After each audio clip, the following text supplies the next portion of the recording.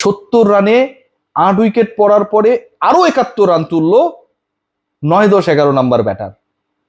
এবং এই 71 রান তোলার ক্ষেত্রে যারা ওই 8টা উইকেট নিলেন, 70 রানের মধ্যে জিম্বাবুয়ের 8টা উইকেট নিলেন, সেই বোলারদেরকে আর আপনি আনলেনই না। আপনি সৌম্য সরকারকে বল করিয়ে 1 ওভারে 15 রানও দেওয়ালেন। কারণ আপনার মাথায় হয়তো ঘুরছিল মিস্টার ক্যাপ্টেন যে রানার 4 আর তাসকিনের 3 ওভার থাকলে এই যে 4 আর 3 7 হয় না, এই ওভারগুলো আমরা পরের ম্যাচে করাতে পারবো। তাই বাংলাদেশ 116তে প্যাকেট হয়ে গেছে, 142 করতে পারে নাই। টানা 4টা সিরিজে, ওয়ানডে সিরিজে জেতা বাংলাদেশ আজকে জঘন্য ক্রিকেট খেলেছে, বাজে ক্রিকেট খেলেছে, ক্যালাস ক্রিকেট খেলেছে এবং যে বিচ্ছিরি ক্রিকেট খেলেছে এটার ব্যাখ্যা আসলে কেউ কখনো দিতে পারবে না। এবং এর দায়টা আসলে কার? বোলারদের দায় বলার তো কোনো সুযোগ নেই। ব্যাটসম্যানদের দায়, ফিল্ডিং এর দায়, ডিসিশন মেকিং এর দায়, সেই প্রশ্নের উত্তরগুলো খোঁজার চেষ্টা করব। জিম্বাবুয়ে যখন ব্যাট করছিল তাদের একটা সময়ে কাপাকাপি অবস্থা, যেন হচ্ছে ওই যে ভূমিকম্প হয়েছে না ভেনেজুয়েলায়, সেই ভূমিকম্প, সেই রিক্টার স্কেলের ভূমিকম্প যেন হারারেতে হঠাৎ করে আছড়ে পড়েছে। এবং জিম্বাবুয়ে সেই ভূমিকম্পে জাস্ট কাঁপছে, ভাইব্রেটেড হচ্ছে। 70 রানের মধ্যে একটা দলের 8 উইকেট নেই। অনেকেই ডিসকাশন করছিলেন যে আসলে 100 হবে কিনা, 100 করতে পারবে কিনা জিম্বাবুয়ে। 70 রানের মধ্যে যে 8টা উইকেট নেই তার একটা রান আউট, 2টা তাসকিনের ইনিশিয়াল উইকেটগুলো তিনি নিয়েছেন, বাকি 5টা নাহিদ রানার। 14তম ওয়ানডে খেলতে এসে তৃতীয় ওভার 5 পেলেন। জিম্বাবুয়ের বিপক্ষে এই ম্যাচটা মোটামুটি পরের 1 থেকে 1.5 ঘন্টার মধ্যে শেষ হয়ে যাবে, এই ধরনের ক্যালকুলেশন যারা করছিলেন এবং এই বাস্তব ক্যালকুলেশন নিয়ে যারা ডিসকাশন করছিলেন তাদেরকে রীতিমতো এপ্রিল ফুল, বুদ্ধু বানিয়ে দিলেন আমাদের 16, 17, 18 কোটি মানুষের ক্যাপ্টেন মেহেদী হাসান মিরাজ। অনেকের মনে প্রশ্ন জাগতে পারে যে মেহেদী হাসান মিরাজ কি করলেন? বাংলাদেশ দল তো ভালো ব্যাটিং করে নাই, 142 করা উচিত ছিল, বাংলাদেশ পরের 2টা উইকেট কেন নিতে পারলো না? অনেক ধরনের সারফেস লেভেলে কোয়েশ্চেন আসতে পারে। But Mehedi Hasan Miraz, you have to remember the name, because he is the captain. 70-এ 8 উইকেট পড়ে যাওয়ার পর জিম্বাবুয়ে এরপরে অ্যাড করলো আরো 71 রান। টপ 8 জন ব্যাটসম্যান 70 রানে আউট হয়ে গেছে। নাহিদ রানা 5 মেরেছেন, তার আরো 4টা ওভার বাকি। তাসকিন আহমেদ 2 উইকেট নিয়েছেন, তার আরো 3 ওভার বাকি। মেহেদী হাসান মিরাজ বোলিং এ আনলেন নিজেকে, রিশাদকে এবং সৌম্য সরকারকে। শেষের 2 উইকেট যখন পড়ার অপেক্ষা, তখন মেহেদী হাসান মিরাজ বেছে নিলেন যে তিনি এবং তার সাথে যারা উইকেটলেস অবস্থায় রয়েছেন তারা কয়েকটা উইকেট, ওই 2টা উইকেট ভাগাভাগি করে নিতে পারেন কিনা। মেহেদী হাসান মিরাজ বেছে নিলেন জিম্বাবুয়ে আরো বেশি কিছু রান করলে বাংলাদেশের ব্যাটিং প্র্যাকটিসটা হয়তো ভালোই হবে। মেহেদী হাসান মিরাজ বেছে নিলেন বাংলাদেশকে 116 রানে অল আউট হওয়ার মাধ্যমে 25 রানের পরাজয় রেজিস্টার করার পথকে। আপনি ভাবতে পারেন যে 8টা উইকেটের পতন ঘটলো, বল দেখতে পাচ্ছিল না জিম্বাবুয়ের ব্যাটিং ডিপার্টমেন্টে যারা ছিলেন, আসছিলেন যাচ্ছিলেন একটু পরপর। নাহিদ রানার গতি, নাহিদ রানা যেভাবে ক্যারি করছিলেন, এক কথায় আনবিলিভেবল। সেই বোলারকে আর আপনি বোলিং দিলেন না। এন্ড অফ দ্য ডে আপনি 25 রানে হেরেছেন। রানার 4 ওভার এবং তাসকিনের 3 ওভার, এই দুজনের 7 ওভার বাকি রয়েছে। যে 7 ওভার আনইউজ থেকে গেল। জিম্বাবুয়ে 141 করলো এবং ম্যাচটা শেষ পর্যন্ত জিতে নিল বাংলাদেশের বিপক্ষে। Cause my captain allowed them to put more 71 runs. 9th wicket পার্টনারশিপে যখন 63 অ্যাড হলো, ভাবুন একবার, এটা বাংলাদেশের বিপক্ষে 9ম উইকেটে জিম্বাবুয়ের রেকর্ড। 63 রান অ্যাড করেছে 2 ব্যাটসম্যান, 2 প্রান্ত থেকে বল করেই যাচ্ছিলেন মিরাজ আর রিশাদ। অথচ জিম্বাবুয়ে বাংলাদেশকে 116তে প্যাকেট করে দিল। 4 জন পেসারকে কাজে লেগেছে, 4 জন পেসার বল করলেন, 10টা উইকেট নিলেন। 116তে বাংলাদেশকে অল আউট করে 141-এর পুঁজিকে প্রমাণ করে দিলেন that was available enough to win the match. কারণ তারা ওই ক্যালাসিটা করে নাই।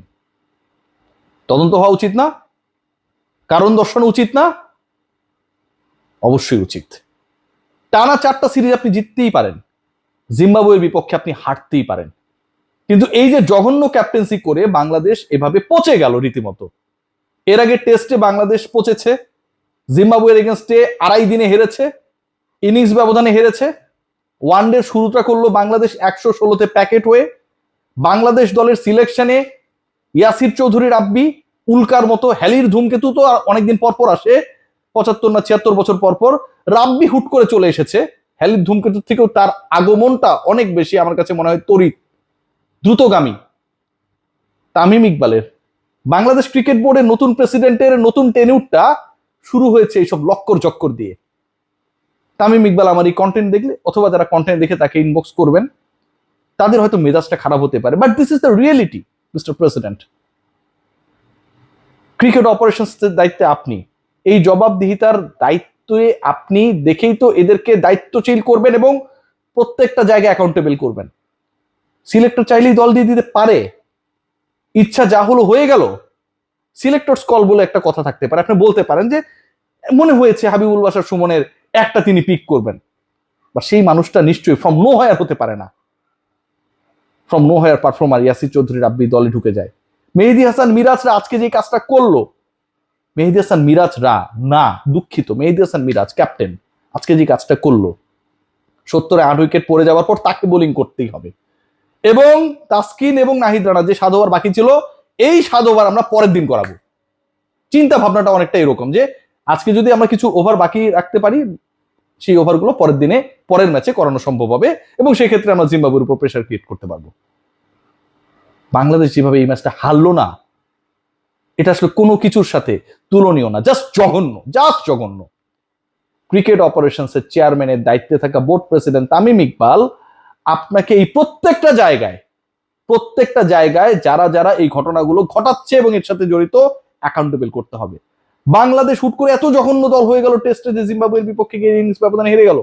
ওয়ানডেতে বাংলাদেশে এমন কি হলো, কিংবা মিরাজ আর রিশাদের এমন কি আর্জেন্সি পড়লো, 70-এ 8 উইকেট চলে যাওয়ার পরেও তারা অ্যালাউ করলেন আরো 63 রান নবম উইকেটে অ্যাড করার জন্য।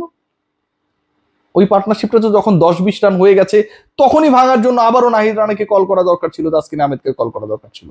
ইন্টারেস্টিং পার্ট কি জানেন, এই ম্যাচে রানা এবং তাসকিনের 7 ওভার বাকি, রানা এবং তাসকিন শেষ পর্যন্ত 7 ওভার করতে পারলেন না, কিন্তু আমার ক্যাপ্টেন মেহেদী হাসান মিরাজ সৌম্য সরকারকে দিয়ে 1 ওভার করিয়ে ফেলেছেন, এবং সেখানটায় তিনি দিয়েছেন 15 রান। চিন্তা করা যায়, 15 রান। সৌম্য সরকার কেন ভাই, কি কারণে ভাই?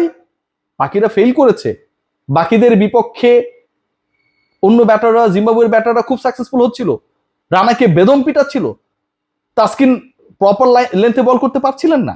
What was the reason? কেন আপনি কল করলেন সৌম্যকে?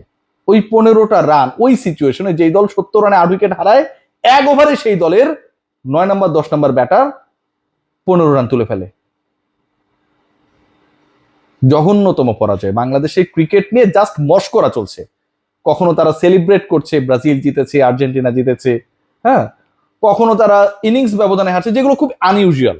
বড় দল ছোট দলের মধ্যে পার্থক্য থাকতে পারে, ছোট দল বড় দলকে হারাতেই পারে, but the way Bangladesh losing the matches, the way Bangladesh performing right now, the way Bangladesh allowing the opponent to be defeated, এটার কোনো ব্যাখ্যা নাই। 70 রানে 8 উইকেট পড়ার পরে আরো 71 রান তুললো 9, 10, 11 নাম্বার ব্যাটার, এবং এই 71 রান তোলার ক্ষেত্রে যারা ওই 8টা উইকেট নিলেন, 70 রানের মধ্যে জিম্বাবুয়ের 8টা উইকেট নিলেন, সেই বোলারদেরকে আর আপনি আনলেনই না। আপনি সৌম্য সরকারকে বল করিয়ে 1 ওভারে 15 রানও দেওয়ালেন, কারণ আপনার মাথায় হয়তো ঘুরছিল মিস্টার ক্যাপ্টেন যে রানার 4 আর তাসকিনের 3 ওভার থাকলে এই যে 4 আর 3-এর 7 হয় না, এই ওভারগুলো আমরা পরের ম্যাচে করাতে পারবো। তাই কি? মাবুদ জানে।